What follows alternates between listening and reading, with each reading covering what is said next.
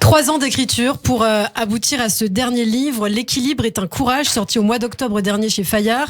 L'homme que l'on reçoit ce matin sur Radio J a presque 45 ans de carrière derrière lui. Chef d'état-major des armées entre 2014 et 2017. Il démissionnera à la suite de certaines divergences avec le chef de l'État Emmanuel Macron. On va en parler. Nous accueillons aujourd'hui Pierre de Villiers. Bonjour. Bonjour madame. Merci d'avoir accepté notre invitation sur Radio J. Je le disais donc, vous êtes un très grand militaire, général d'armée, et vous venez de sortir votre 3e livre, L'équilibre est un courage, après Qu'est-ce qu'un chef et servir. Un livre aujourd'hui qui se présente comme une stratégie politique, on va aussi en parler, mais aussi surtout comme un portrait de la France. Vous faites le constat de cette France d'aujourd'hui. Alors avant d'aborder évidemment le contenu de ce livre, j'aimerais quand même avoir votre sentiment sur cette disparition récente. On l'apprenait jeudi soir, la mort de Valéry Giscard d'Estaing, des suites de la Covid-19. Que retenez-vous de cet homme et de sa présidence ? Écoutez, avec Valéry Giscard d'Estaing, j'ai une histoire un peu personnelle, puisque lorsque j'ai commencé ma carrière militaire, je suis arrivé comme lieutenant au 2e régiment de dragons en 1978. Et il se trouve que on m'a donné le commandement du 2e peloton, du 2e escadron, du 2e régiment de dragons. Un peloton, c'est à peu près 20 soldats. J'avais 4 chars. Et il se trouve que ce peloton était celui de Valéry Giscard d'Estaing en 1944, quand il a contribué, sous les ordres du maréchal de Lattre, général à l'époque, à libérer la France avec la première armée. Et à ce titre, 1 an après mon arrivée, j'étais tout jeune, en 1979, j'avais 23 ans, j'ai été désigné pour aller à Burnhaupt-le-Haut, un petit village d'Alsace qui avait été libéré par la première armée pour une cérémonie en présence du président Giscard d'Estaing. Et avec mon peloton, j'étais à l'honneur puisque je rendais les honneurs au président. Et le lendemain, le 15 mai 79, il est venu à Haguenau, là où était le 2e régiment de dragons, en garnison. Et j'ai eu l'honneur de le saluer personnellement et de déjeuner, de faire partie des rares convives qui étaient invités au déjeuner. Donc cette histoire m'a rapproché en quelque sorte de ce président, pour qui j'ai une grande admiration sur le plan militaire, parce que il a contribué à la libération de Paris et du territoire, mais il a refusé de reprendre ses études pour poursuivre la mission militaire. Et dans son blindé, il a d'ailleurs été cité à l'ordre de l'armée. Il a mené une belle guerre. Voilà, ceci nous rapprochait. Et puis ce petit clin d'œil d'avoir commandé son ancien peloton, c'est quand même assez étonnant. Ouais. Alors par ailleurs, on le sait, Valéry Giscard d'Estaing est à l'origine de nombreuses réformes. Parmi elles, le regroupement familial, très important. On reviendra tout à l'heure sur l'immigration, mais je souhaitais quand même avoir votre opinion sur le regroupement familial. C'était une erreur, malgré tout le respect que vous avez pour Valéry Giscard d'Estaing, c'était une erreur de VGE?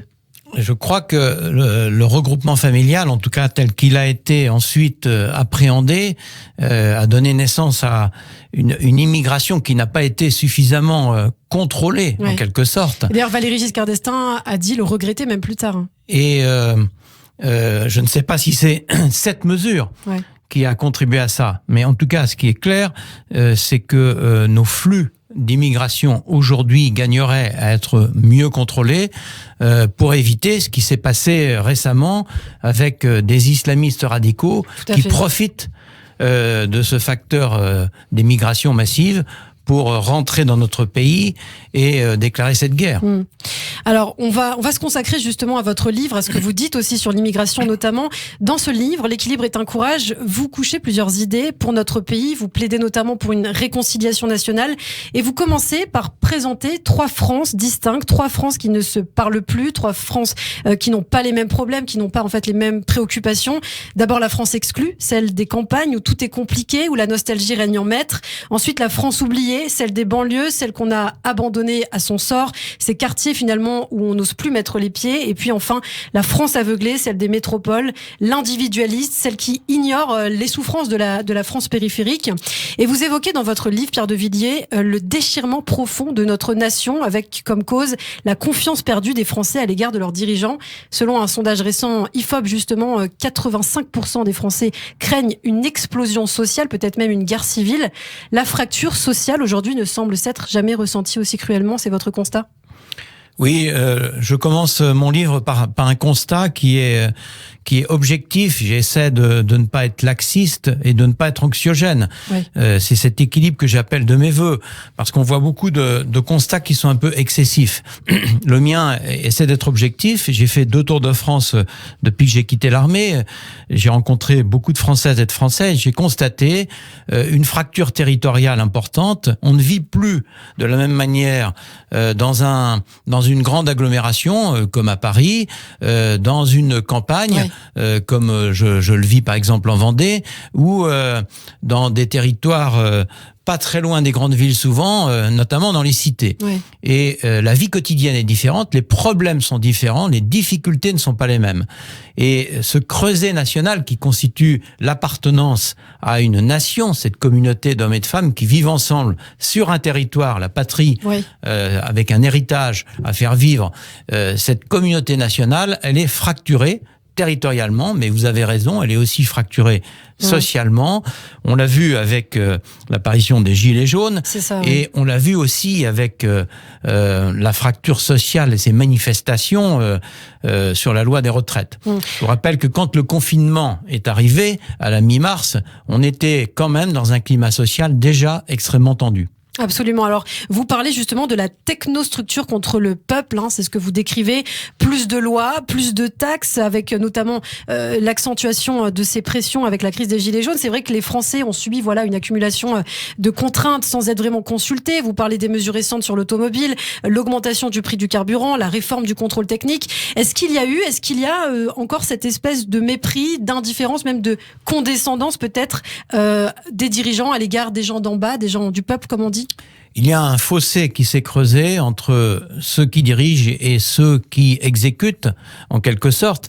Et c'est pas uniquement valable sur le plan de notre société, au niveau politique. On note ça dans les associations, dans les clubs de sport, partout. L'autorité ne va plus de soi. Et on considère parfois à tort que l'autorité, c'est l'autoritarisme. Je décide, il exécute. Ça, c'est le petit chef. L'autorité, c'est faire grandir, faire croître, et il n'y a pas de fossé entre celui qui décide et celui qui exécute. Il faut combler ce fossé entre finalement ceux qui ont le pouvoir et qui n'exercent pas suffisamment la responsabilité, et revenir à cette notion de responsabilité. Alors, les dirigeants manquent d'autorité selon vous ? Ça veut dire que l'autorité est mal aimée aujourd'hui, et elle est attendue. C'est un paradoxe français. On attend de l'autorité, on attend un cadre, mais dès que ce cadre est un petit peu rigide, on dit que cela porte atteinte à la liberté. Moi, je crois qu'il y a l'équilibre à trouver entre la liberté et la sécurité, on le voit dans le contexte actuel, entre la fermeté et l'humanité, entre les droits et les devoirs, et c'est cette ligne de crête qu'il faut trouver pour restaurer l'autorité. Mais est-ce que l'autorité n'est pas finalement complémentaire aussi avec la perspective ? Puisqu'on a l'impression qu'aujourd'hui, les dirigeants politiques manquent aussi de perspective. Est-ce que c'est aussi votre constat ? Elle n'est pas complémentaire, l'autorité, avec la perspective. Elle fait partie de la perspective, et le temps long fait partie de l'autorité. Aujourd'hui, ce qui nous manque, c'est que nous sommes dans le temps court, dans la platitude, dans l'espace et dans le temps. On manque de hauteur et de profondeur. Il faut retrouver la stratégie. C'est un mot qui a un peu disparu de notre vocabulaire. Je constate avec plaisir qu'il réapparaît ces jours derniers. On parle d'une stratégie pour le vaccin. J'eusse aimé qu'on ait parlé plutôt de cette stratégie pour sortir de cette crise sanitaire. On est trop dans la tactique. On est dans la question comment, dans la question des moyens. On n'est pas dans la question quoi, dans la question de la finalité. Quel est l'effet final recherché de telle ou telle décision à prendre? C'est ça qu'il faut remettre en place, de mon point de vue. Et c'est vrai que cette idée, elle est consubstantielle à l'armée française. Nous, on est des stratèges, parce que quand on engage la force pour faire disparaître la violence, parce que la violence ne recule que devant la force, on a toujours en ligne de mire la petite lumière au bout du tunnel, cette sortie de crise, avec cette stratégie qui apportera la paix, puisque la guerre n'est pas un état durable. Et cette stratégie dans le long terme. Il ne faut pas croire que toutes les crises auxquelles nous sommes confrontés, on va les résoudre dans l'espace de quelques mois ou de quelques années. Si vous prenez le terrorisme islamiste radical, c'est une affaire non pas de prochaine élection, mais de prochaine génération au pluriel. Les gouvernants tremblent aussi à l'idée de provoquer une explosion sociale. Vous l'écrivez aussi, Pierre de Villiers. On le voit notamment avec la loi sécurité globale, avec tout ce qui s'est passé, les manifestations autour de cette loi. Après les protestations de nombreux Français, finalement, le Premier ministre Jean Castex, il l'a dit, va réécrire intégralement l'article 24, le fameux article controversé contre le fait de filmer les policiers, etc. Il est difficile, voire impossible, aujourd'hui, finalement, on a l'impression de prendre des décisions. Et d'ailleurs, c'est ce que martelait le général de Gaulle, peut-être que vous vous en souvenez, dont on célébrait les 50 ans de sa disparition. Comment voulez-vous gouverner un pays où il existe 258 sortes de fromages? C'est ce que disait donc le général, un pays où chaque personne a sa propre vision du monde, impossible à gouverner. Est-ce que vous partagez cette réflexion du général de Gaulle et ce constat? Oui, c'est très difficile de gouverner la France, mais il y a quand même le revers à cette difficulté. Nous sommes un pays aux origines gauloises incontestables. Il y a 65 millions de Français, il y a 65 millions d'entraîneurs de l'équipe de France de football. Ça, c'est une de nos caractéristiques. Ouais. Mais à la fois, ça a quand même un revers à la médaille. Nous sommes un peuple avec une fierté nationale, avec un génie français, avec des qualités, avec des ingénieurs, avec une langue, avec une histoire, une culture, une géographie. C'est aussi ça qu'il faut mettre en valeur. Moi, j'ai toujours coutume de dire que pour faire l'unité nationale, pour la réconciliation, et je l'ai vécu dans ma chair dans l'armée, pour réunir les gens, il ne faut pas parler des défauts et des difficultés, il faut parler des qualités et des atouts. Et je crois que la France a des atouts. Aujourd'hui, nous sommes dans une période de violence généralisée. On parle de la violence des policiers, on ne parle peut-être pas suffisamment de la violence que subissent les policiers au quotidien. En tout cas, la violence est partout. La violence est verbale. Vous traversez la rue un peu lentement, le gars descend de sa voiture et vous casse la gueule. Et la violence verbale précède la violence physique. Je crois qu'aujourd'hui, il faut revenir à une forme d'apaisement, de sérénité. Je commence mon livre par ce cri « Halte au feu » qui est un commandement militaire qui exige une exécution immédiate. Et la poudre et l'affrontement s'arrêtent parce que il y a nécessité d'arrêter tout de suite parce qu'il peut y avoir des tirs fratricides ou que on est en train de se faire avoir par l'ennemi et donc il faut changer la manœuvre. Halte au feu. Il est temps de faire halte au feu et de réconcilier les Français. C'est l'esprit, c'est l'objectif de mon livre. Réconcilier les Français. Alors on va parler justement des solutions sur le terrain. Un homme fort, pourquoi pas un militaire comme le général Pierre de Villiers, un dur, un vrai qui ne fait pas semblant, c'est ce qu'on dit de vous aussi, de celui qui pourrait peut-être diriger la France depuis 300 ans à chaque siècle. C'est vrai, un général est arrivé au pouvoir, Bonaparte, MacMahon, général de Gaulle. Certains vous voient comme le grand général finalement du 21e siècle. Qu'est-ce que cela vous inspire ? Écoutez, moi, j'ai appris à garder la tête froide en toutes circonstances. Des crises, j'en ai géré dans ma vie. Et des compliments, j'en ai reçu. Ceci me laisse tout à fait froid au sens objectif du terme. Je n'ai pas écrit ce livre pour faire de la politique au sens d'une carrière électorale. Ce n'est pas mon objectif. Vraiment. Ce n'est pas mon sujet. Absolument pas mon sujet. Mon sujet, c'est de transmettre ce que j'ai appris en 43 ans dans l'armée et un peu plus de 3 ans maintenant dans le civil, pour essayer de contribuer modestement et à ma place, à partir de cette expérience, à la réunification de notre pays, à la réconciliation de ces territoires qui ne se connaissent plus, qui ne se comprennent plus, de ces hommes et ces femmes qui ne se connaissent plus, qui ne se comprennent plus, et à contribuer modestement à cette unité nationale que je recherche. C'est ça mon objectif. J'ai pas écrit 3 livres pour faire un marchepied à une quelconque élection. C'est pas du tout mon style, et si c'était le cas, je le dirais. Une des raisons pour lesquelles l'armée aujourd'hui est populaire et respectée dans notre pays, c'est que l'armée a une parole. Elle est authentique, elle est transparente. Quand un chef militaire dit quelque chose, ce n'est pas un billard à 4 bandes, c'est la vérité de ce qu'il pense. Et moi, je suis un homme libre, un homme vrai, authentique. Croyez-moi, je n'ai pas écrit ce livre pour faire un quelconque marchepied pour me présenter en 2022. Oui. Et vous répondez d'ailleurs souvent à cette question, vous dites ça vous laisse froid, et pourtant vous faites des émules. Dans un récent sondage IFOP pour Valeurs Actuelles, vous êtes crédité de 20% de potentiel électoral. D'ailleurs, les 3 premières phrases qui apparaissent quand on tape votre nom sur les moteurs de recherche, c'est Pierre de Villiers 2022, Pierre de Villiers président, Pierre de Villiers présidentiel.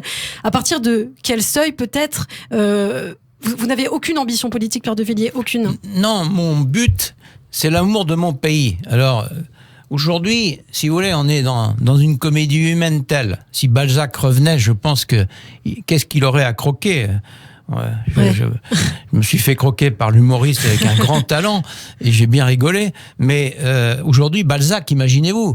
Je veux dire, non, c'est pas possible. Il faut revenir à de la vérité. Les gens, ils veulent de l'authenticité, de la vérité. Je disais pour mon livre Servir, mon premier livre, la vraie loyauté, c'est de dire la vérité.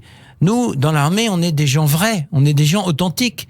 Moi, j'ai pas de vérité. Je vous dis que tout ce que j'entreprends aujourd'hui, et je fais beaucoup de choses, je pourrais couler des jours heureux en retraite, ce n'est pas le cas. Je le fais parce que je suis guidé par cet amour de la France qui m'a irrigué pendant toutes mes années dans l'armée et pas pour autre chose. Et je n'ai pas de billard à 4 bandes. Alors les gens qui me croient pas, tant pis, ils ont tort. Ils le verront bien de toute façon. Alors vous parlez d'une stratégie politique. Est-ce que peut-être certains hommes politiques vous ont sollicité pour bénéficier de vos expertises ? Oui, je vois beaucoup de gens. Je vois des gens dans l'éducation, dans la culture, dans le sport. Le sport est ma passion. Je vois des gens qui ont des responsabilités dans la société. Je travaille en priorité dans 2 directions. Les entreprises, les grandes et les petites, la jeunesse surdiplômée et la jeunesse sans diplôme, y compris dans les cités. Voilà, c'est ma vie. Je vois des politiques, je vois tout le monde, évidemment. Et des politiques locaux, des politiques nationaux. J'essaie de tirer ma richesse des autres. Parce que la vraie richesse, elle est chez les autres. Je trouve qu'aujourd'hui, on ne bénéficie pas suffisamment, surtout plus on monte en responsabilité de la rencontre. La rencontre, c'est le plaisir de la vie. Moi, vous savez, il y a longtemps que j'ai compris que c'est pas moi qui avais les bonnes idées. Il faut simplement aller les chercher chez les autres. Alors, juste pour rester un petit peu sur la scène politique, Marine Le Pen, Nicolas Dupont-Aignan, Philippe de Villiers, les candidats de droite radicale, entre guillemets, ou souverainistes, se sont multipliés ces dernières années sur la scène politique. Est-ce que vous vous sentez proche idéologiquement de ces personnes ? Moi, je me sens proche de la France. J'ai été l'armée de la République. C'est ça qu'il faut comprendre. Il faut comprendre quelle est mon histoire, quelle est ma colonne vertébrale. Moi, j'ai pas choisi les gens qu'on m'a demandé de commander. Quand j'ai pris ce commandement en 78 du 2e régiment de dragons, le 2e peloton, on m'a donné une vingtaine de soldats à commander et il fallait que j'en fasse une unité combattante capable, dans le cadre de l'équilibre du moment face au pacte de Varsovie, de ne pas reculer. Et je les ai pris dans leur diversité d'origine, de talent, de qualité, de défaut. C'est ma culture. Moi, c'est l'amour de la France. Moi, je suis pas un homme des partis politiques. Je suis pas Vous n'avez pas de modèle politique aujourd'hui ? Non, mais je suis pas un homme du clivage. Je suis un homme de l'unité. Mes modèles militaires, c'est Delattre, l'amalgame, Leclerc, le serment de Coufra. Si on prend d'autres types de modèles, Clémenceau, l'union sacrée, c'est mon câblage. Donc, vous pouvez pas m'emmener dans un quelconque clivage. Ce n'est pas mon tempérament. Moi, je suis quelqu'un qui réunit. Vous voyez ? Alors, un journaliste, un jour, m'a dit, quelle place vous jouez au football ? Alors, j'ai dit, je suis numéro 10 ou numéro 8, je suis au milieu. Il dit, oui, donc vous êtes distributeur, vous êtes quelqu'un qui réunit les avants et les... Oui, je suis au milieu entre les défenseurs et les attaquants. C'est mon tempérament. Je distribue le jeu, on peut dire ce que l'on veut. Mais moi, ce que je crois, c'est que dans le climat actuel et avec le portrait que je fais de la France dans ses fractures multiples et profondes, il est temps de faire halte au feu, de dire halte au feu et de se réunir, de se réconcilier avant qu'il ne soit trop tard. Alors justement, par ailleurs, je parlais de votre frère, Philippe de Villiers. Vous êtes le frère cadet de Philippe de Villiers. Je crois qu'il a 7 ans de plus que vous. Philippe de Villiers, le souverainiste, qui n'exclut pas une candidature pour 2022 et avec qui vous partagez, vous l'avez dit, un amour très fort de la France. Avec quel œil vous regardez cette ambition portée par votre frère, cette ambition politique ? Écoutez, avec notre frère, avec mon frère, et j'ai aussi 2 autres frères, en famille, on s'entend très bien. Et c'est un bien précieux qui nous a été donné par nos parents et on le cultive.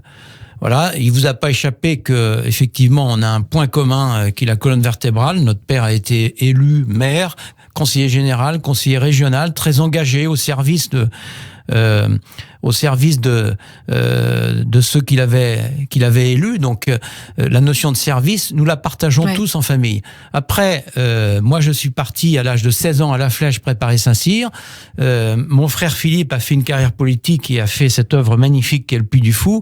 Chacun vit sa vie, chacun dans son couloir de nage ou dans son couloir d'athlétisme, mais ça n'empêche cette grande affection. Mais voilà, on a des tempéraments différents et on a des itinéraires différents.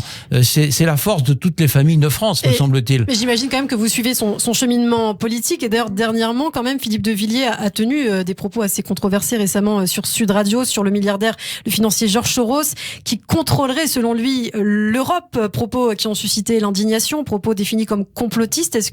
Qu'est-ce que vous avez pensé de ces déclarations? Qu'est-ce que vous pensez des déclarations de votre frère? Moi, j'ai pas l'habitude de commander les déclarations de mon frère et vice-versa. Chacun est dans sa liberté individuelle et c'est comme ça que ça se passe bien. Alors, vous les journalistes, vous cherchez forcément à opposer l'un à l'autre.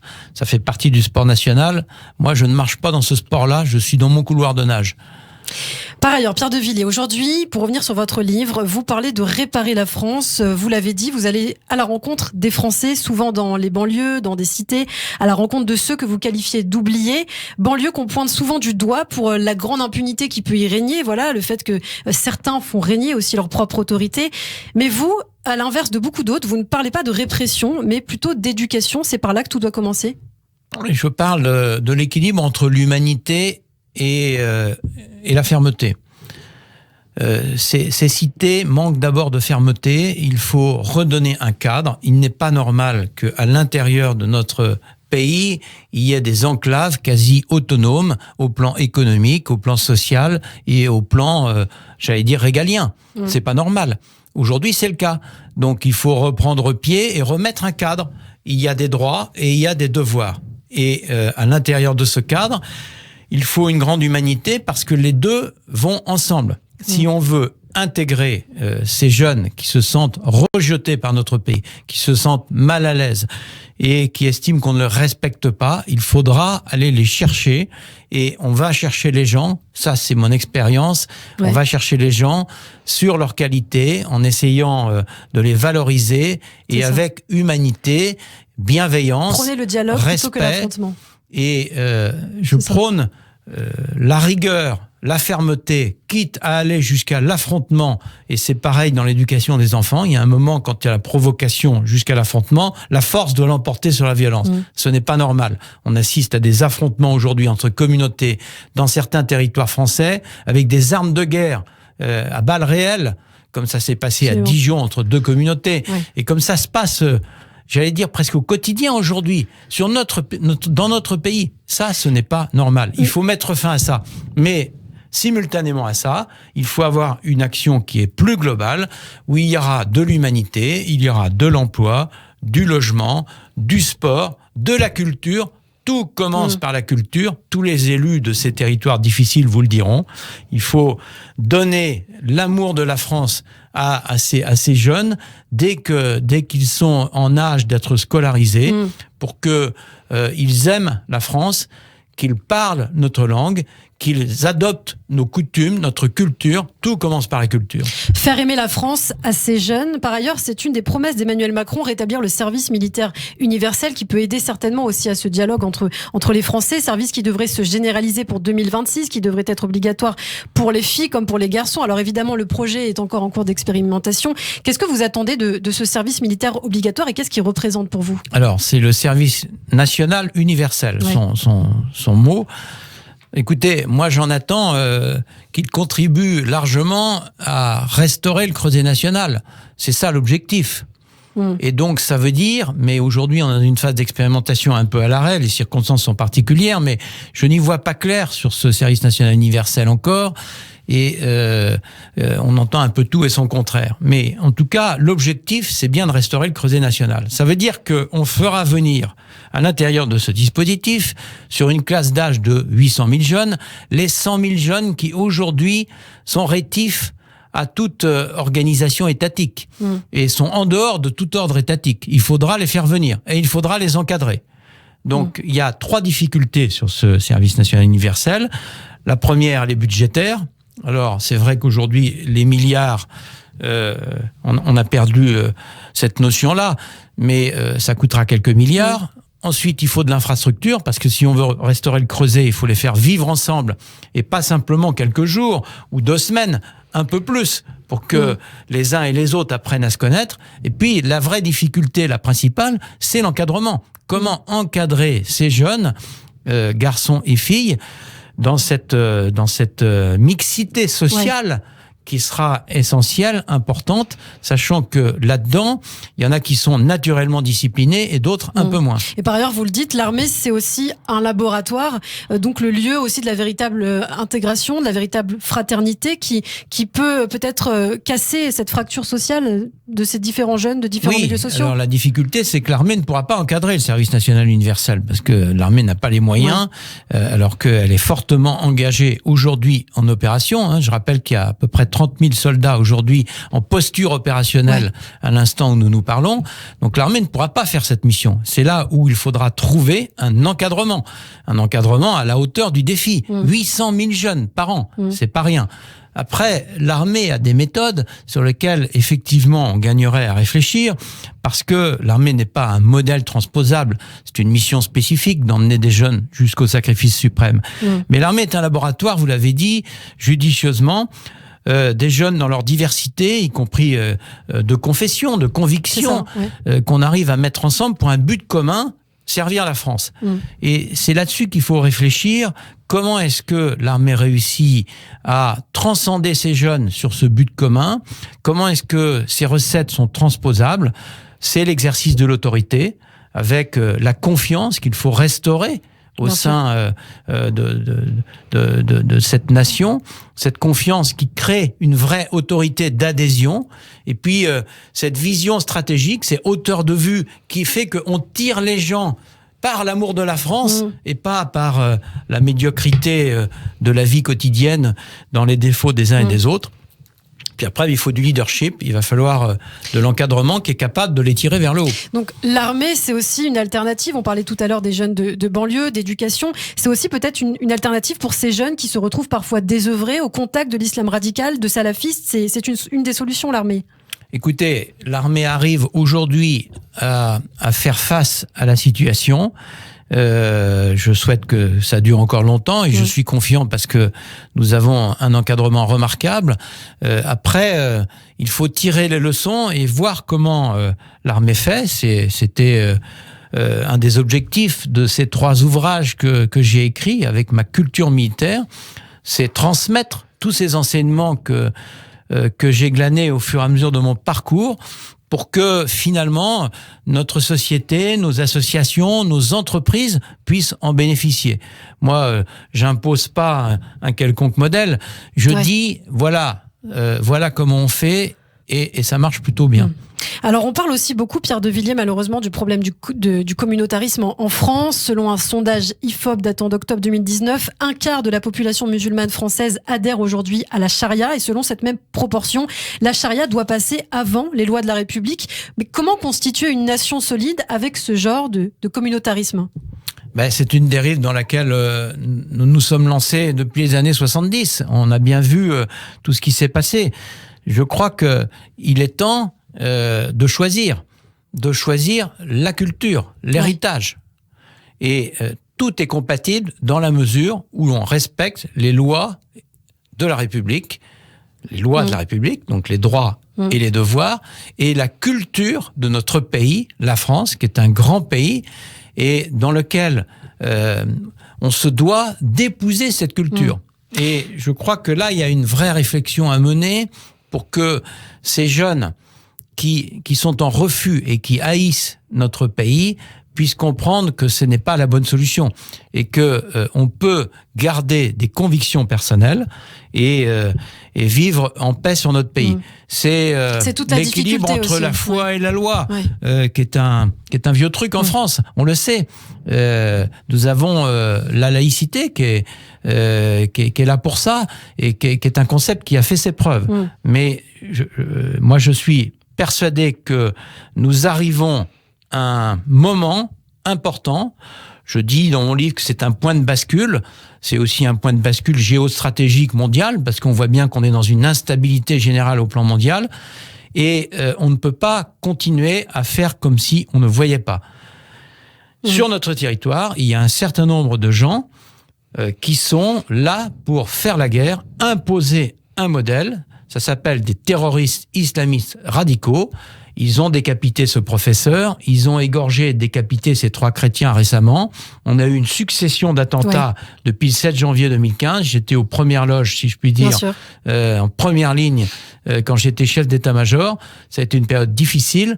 Ces gens-là, ils n'ont pas de place chez nous. Ce n'est pas possible. Et la force doit les faire reculer.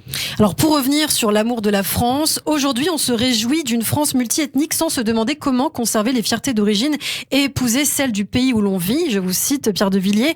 Et cette citation m'a fait penser quand même à une récente polémique quand Éric Zemmour, par exemple, parle de prénom français. Quand il dit par exemple à la journaliste Absatoussi, c'était il y a 2 ans, votre prénom est une insulte à la France. La France n'est pas une terre vierge, c'est une terre avec une histoire, avec un passé, et les prénoms incarnent l'histoire de la France. Est-ce qu'Éric Zemmour a raison, Pierre de Villiers ? Oui, dans l'archipel français, on a également une étude des prénoms. On voit bien l'évolution des prénoms qui reprend ce que vous avez dit sur la charia qui s'imposerait comme modèle social. Mais vous êtes d'accord avec ce constat d'Éric Zemmour ? Je crois que il faut arrêter cette dérive dans laquelle notre pays est lancé. Bien sûr, chacun a droit à avoir ses convictions, sa culture, mais quand on habite la France et qu'on est français, on épouse la culture française. Voilà. Et après, chacun a ses origines. Moi, je suis d'origine vendéenne. J'ai été en Alsace au début de ma carrière. J'ai été en Champagne. J'ai été en Franche-Comté. Ma mère était d'origine catalane. Et je vais souvent dans le nord de la France. J'aime ce pays dans sa diversité, qui est une marqueterie. Mais au-dessus de cette marqueterie, il y a l'amour de la France. Donc aujourd'hui, par exemple, les populations africaines, les populations arabes doivent adopter des prénoms français pour leurs enfants ? Je ne dis pas qu'ils doivent adopter des prénoms français. Qu'ils doivent adopter et épouser la culture française et ne pas chercher à imposer une autre culture. À ce moment-là, ce n'est pas la France. Sur le dossier migratoire, à présent, Pierre de Villiers, vous avez certainement vu ces camps de migrants aux portes de Paris qui se sont multipliés ces dernières années, et récemment même l'expulsion à Place de la République de centaines d'entre eux. Vous dénoncez dans votre livre une immigration incontrôlée. Le mot frontière a été banni. Vous dites la libre circulation et les accords Schengen sont le symbole absolu de l'Europe. Pour vous, le repli nationaliste souhaité par l'Europe est même une nouvelle religion. Nos conditions d'accueil sur notre territoire, est-ce qu'elles doivent être revues ? Selon vous, il faut resserrer nos flux d'immigration ? Oui, écoutez, on peut pas. Moi, je suis allé porte de la Chapelle, effectivement. Moi, je peux pas tolérer ça. Je veux dire, les mêmes qui disent il faut que tout le monde rentre en France, tous ceux qui veulent, sont les mêmes qui s'offusquent de voir la porte de la Chapelle. Mais on ne peut pas continuer comme ça dans cette incohérence. Je veux dire, on accueille des gens quand on est capable de les accueillir dignement. Et moi, je suis outré humainement par mes convictions les plus profondes que j'ai vécues dans l'armée. On ne laisse jamais quelqu'un sur le bas-côté de la route. Si on n'est pas capable de les accueillir et si on les laisse sur le bas-côté de la route, eh bien, ça ne va plus. Donc, pour ça, il faut contrôler les flux d'immigration. Si l'Europe n'est pas capable de le faire, puisque je comprends que avec Schengen, c'est aux frontières extérieures de l'Europe. On le voit bien, l'Europe n'est pas capable de le faire. Eh bien, il faut le faire nous-mêmes et restaurer ces contrôles aux frontières qui nous permettront d'éviter ce qui s'est passé avec ces terroristes qui, sous couvert de migrants, viennent nous frapper. Je crois que la naïveté en la matière, c'est le plus grand des dangers. Moi, j'ai cessé d'être naïf. Je suis profondément axé sur remettre l'homme, la personne, le souci de l'homme au centre de nos préoccupations. Véritablement, c'est vraiment l'idée qui m'anime dans les années qui me restent à vivre sur cette terre. Mais on ne peut pas continuer à laisser rentrer chez nous des gens qu'on n'est pas capable d'accueillir dignement. Et aujourd'hui, quand vous voyez les chiffres de l'immigration illégale, si tant est qu'on puisse avoir des chiffres, mais enfin on a quand même une idée des chiffres, c'est totalement inacceptable. Et nous allons nous-mêmes le regretter dans les années qui viennent, dans les mois qui viennent, si on continue à ne pas vouloir contrôler nos frontières. La frontière, ce n'est pas un gros mot. Je rappelle que nous avons été confinés, que nous avons découvert la frontière familiale, puis la frontière du village, et puis la frontière de la région, et puis la frontière du pays. Il y a un moment, cette espèce d'idéologie sur les frontières ne résiste pas au phénomène des migrations mondiales. Moi, je suis frappé par ce chiffre. Aujourd'hui, l'Afrique, c'est plus d'1 milliard d'habitants, un peu plus. En 2050, dans 30 ans, il y aura 2,3 milliards, 2,4 milliards d'Africains. Imaginez-vous, en termes de migration, ce que ça va donner, compte tenu des perspectives économiques actuelles telles qu'elles sont tracées dans ce continent. On ne peut pas continuer à ignorer ce sujet. Alors, ce Pierre de Villiers, nous sommes sur Radio J, une grosse partie de la communauté juive de France et d'Île-de-France particulièrement nous écoute. Vous parliez tout à l'heure de la menace terroriste avec l'assassinat de Samuel Paty, l'assassinat de ces chrétiens aussi en France. Aujourd'hui, beaucoup de juifs aussi ne se sentent plus en sécurité en France. Des milliers partent depuis 20 ans pour l'État d'Israël, particulièrement aussi depuis les vagues d'attentats dont vous étiez le premier spectateur, les attentats qui ont touché la France et les attaques antisémites bien trop nombreuses. Ilan Halimi, Ozar Torah Toulouse, l'Hyper Cacher, Sarah Halimi, Mireille Knoll, pour ne citer que celle-là, évidemment. Est-ce que vous comprenez d'abord ces départs de juifs français ? Oui, je les comprends, mais je les regrette. Et je les comprends parce que quand on se sent plus protégé, on va chercher la protection là où elle est. Je les regrette parce que c'est une partie de la France qui part. Et je regrette quand les gens quittent la France, parce que ça veut dire que la France ne remplit pas son contrat. L'État français ne remplit pas son contrat, son premier contrat, qui est de protéger les hommes et les femmes qui vivent et qui ont cet attachement au pays. L'État français n'a pas su protéger les Juifs de France. Et je crois que s'ils partent, c'est qu'ils se sentent en insécurité. Et donc, il faut réfléchir à ça. De la même manière qu'il y a beaucoup de jeunes qui partent aujourd'hui dans leur première expérience professionnelle à l'étranger, qui souvent ne reviennent pas, ou en tout cas pas avant de nombreuses années, c'est quelque chose qui me marque beaucoup. On doit regarder tout ça.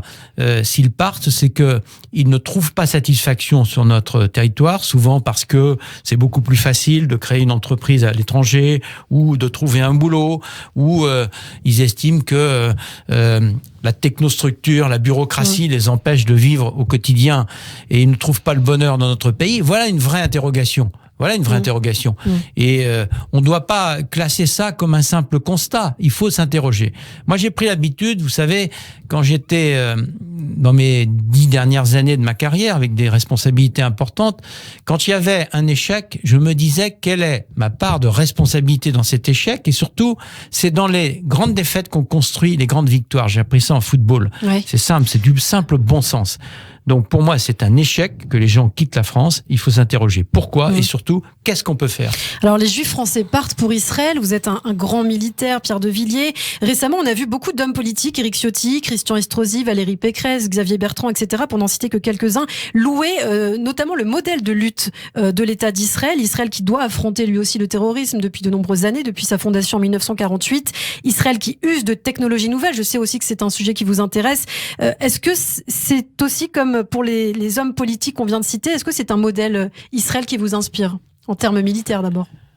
Écoutez, quand j'étais chef d'état-major, j'avais des contacts avec mes homologues dans le monde entier, et notamment israéliens, pour parler de ce sujet, de la lutte contre le terrorisme. Chaque Israélien. De la complémentarité entre les missions de défense et de sécurité, parce que on a les mêmes problématiques en France, bien sûr. Il faut s'inspirer de ceux qui sont très efficaces. C'est sûr que Israël a une grande expérience en la matière et que il faut tirer profit. C'est ma culture, moi, c'est mon caractère. Il faut aller chercher la richesse là où elle est, et en l'occurrence les enseignements israéliens en matière de lutte contre le terrorisme sont très très intéressants sur le plan de la technique et de l'organisation, bien évidemment. L'aviation, la marine, la technologie, c'est par ailleurs aussi ce qui fait la renommée de l'armée israélienne, Tsahal. Que représente Israël dans la région du Moyen-Orient à vos yeux aujourd'hui ? Écoutez... vous aviez dit que vous aviez eu des contacts notamment avec des responsables militaires israéliens. Bien sûr. La France a un rôle particulier, je crois, à jouer dans cette pays du monde, dans cette partie du monde, avec cet équilibre extrêmement difficile dans ce Moyen-Orient compliqué pour nous, les Européens, à comprendre. J'ai vécu ça, alors là, vraiment de l'intérieur. Cet équilibre à l'intérieur du monde musulman entre les sunnites et les chiites, et cet équilibre dans cette cohabitation, si je puis dire, très difficile entre le monde arabe et le monde juif. Et donc, je crois que là-dessus, comme dans le reste du monde, nous sommes sur un fil. Et il faut que la France joue son rôle. La France est un des rares pays à pouvoir parler à tout le monde. Je l'ai vécu comme ancien chef d'état-major, et je crois qu'elle a une mission de prolonger cette paix. Moi, ce qui me frappe, j'ai une approche un peu stratégique. On est en paix depuis 75 ans. Oui. C'est très rare dans l'histoire du monde et dans l'histoire de l'Europe. Et je crois qu'il faut chérir cette paix tant que nous le pouvons. Nous, les militaires, on sait ce que c'est que la paix, parce qu'on sait surtout ce que c'est que la guerre. Et que toute guerre, quand elle commence, on ne sait pas quand elle se termine. Donc moi, j'ai une approche du monde, et singulièrement du Moyen-Orient, qui est une approche de paix. La paix ne se fait pas forcément par la faiblesse, elle se fait souvent par la force. Si tu veux la paix, prépare la guerre. Malheureusement, l'homme est un loup pour l'homme.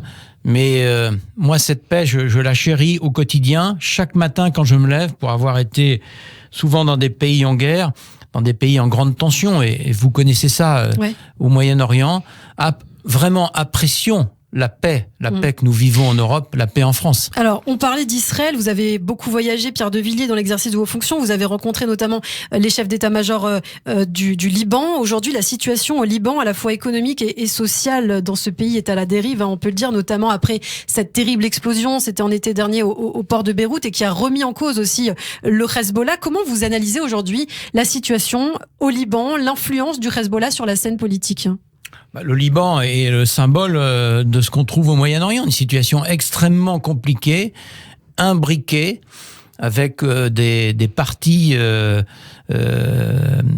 politiques qui n'arrivent pas à gouverner ce pays, et avec des partis militaires, si je puis dire, qui sont en permanence en équilibre extrêmement précaire. Emmanuel Macron a annoncé aussi sa volonté de jouer peut-être un rôle dans la situation politique au Liban. Est-ce que la France doit s'affirmer aussi ? Oui, bien sûr. La France a une histoire très particulière avec le Moyen-Orient, et singulièrement avec le Liban, bien sûr. Et la France doit tout faire pour que le Liban puisse conserver son intégrité territoriale et vivre en paix. Quand vous voyez le nombre de réfugiés qui sont au Liban, quand vous voyez la situation des Libanais aujourd'hui, on ne peut pas ne rien faire, ce n'est pas possible. Ce sont nos frères, ce sont nos amis, et c'est une amitié longue depuis des siècles. Donc, bien sûr, c'est l'honneur de la France que d'essayer d'aider les Libanais. Mais qui d'autre que les Libanais eux-mêmes pourront se sortir de la situation dans laquelle ils sont aujourd'hui? Nous ne pouvons que les aider, mais nous ne sommes que des aides. Alors nous arrivons, Pierre de Villiers, quasiment au terme de cet entretien, mais toujours sur la scène internationale. Je souhaitais quand même avoir votre avis sur ce qui se passe actuellement avec la Turquie. C'est un dossier assez lourd, il y a beaucoup d'éléments. La Turquie qui avait récemment appelé au boycott des produits français, qui avait insulté aussi Emmanuel Macron. La Turquie qui s'étend aussi d'une manière très inquiétante en Libye, en Irak, en Méditerranée orientale, sur le Haut-Karabakh. Aujourd'hui, selon vous, est-ce que la réponse de la France et plus largement des pays européens face à cette agressivité turque est suffisante ? Vous parlez d'État-puissance, le retour des États-puissance. Je voudrais commencer par là. La Turquie est une illustration de ce qu'on appelle le retour des États-puissance depuis une dizaine d'années, qui réarment de 5 à 10% par an leurs moyens de défense, et qui, sans préavis, et on est à la barbe de la communauté internationale, agissent pour leurs propres intérêts. Et avec une stratégie de long terme, en l'occurrence, c'est l'Empire ottoman. car ces États, parmi lesquels il y a Turquie, mais il y en a d'autres, ont finalement envie de regagner leur influence perdue. Ouais. cette Alors la Turquie, vous l'avez dit, agit en ce moment dans plusieurs parties du monde pour sa propre stratégie, pour ses intérêts.